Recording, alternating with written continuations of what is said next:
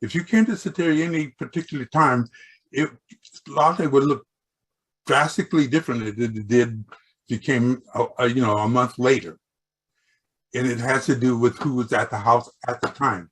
For instance, when I talk about Soteria, I talk about there's about 5 different phases of Soteria. The first one is that the chaos, that the first year of Soteria was essentially chaotic. There was no structure. For the first 3 months, we had no staff times when people came to work. It was just open. It would deliberately say, they're open, you come when you felt that you need to come and that. So, and that evolved and went through all kinds of different things. Within 4 months, we had realized that everybody started getting burnt out, that something had to happen. Then we started the different phases, different ways. And the last one that really sustained for the probably last 10 years of the study was the two staff on for 2 days. And what we found, the difference between that and say for people come in 8-hour shifts, when you come in 8-hour shifts into when I went to work at State Hospital, I showered in the morning, I got all cleaned up, I got all dressed up, and I walked into the ward, and the patients there saw this person all put together, can deal, and they come up and say mean things when I can handle it, and I'm nice, and I can, I can deal with it. And I can. At Soteria, after that 24 hours, and you go sleep, then you get up in the morning, and you go drooling on your mouth, and your hair is all messed up, and someone, you tend to be you, the real you, not the you that's all dressed up. Then you go home and kick the dog when you get home after work to get rid of your stuff. You have to deal with that when you're at Soteria. It was so plain and obvious. So that model stayed from, once we started, it stayed till the end of the process. It worked.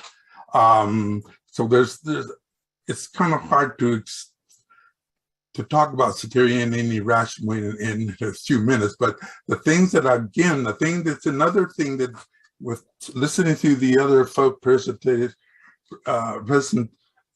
that Soteria was different than the peer model. In some ways it wasn't. We had a lot of peer support. Everybody who became a part of Soteria a lot of them came back when they were in crisis and hung out and went through things and were able to, in fact, probably the most powerful example of that, we had a woman who went to Soteria and came out, really strong, and she was executive secretary for someone in business. And about a year after she had left, she came back one day and she was hanging out and having dinner like a lot of people do, just hanging out, talking about the good old days and the war stories and all that. And, like 10 hours later, she's still there talking about war stories. 12 hours later, she's still there. It's 12 o'clock at night.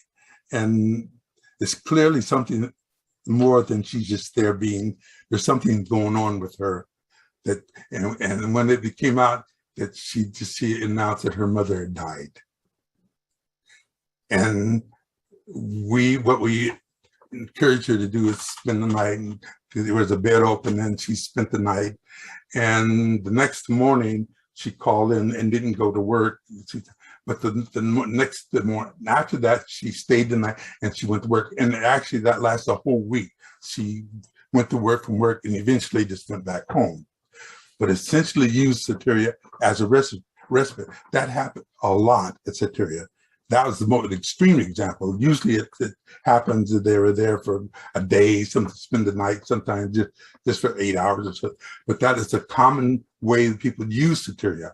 Because if you think Soteria as the 6th resident and the 2 staff as being Soteria was a community of people.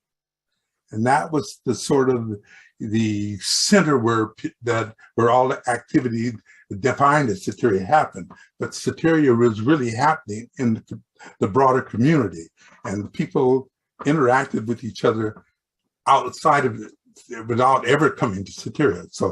So when you describe Soteria as a system, it's complex and it's hard to put, what is Soteria? Soteria is creating a community of support.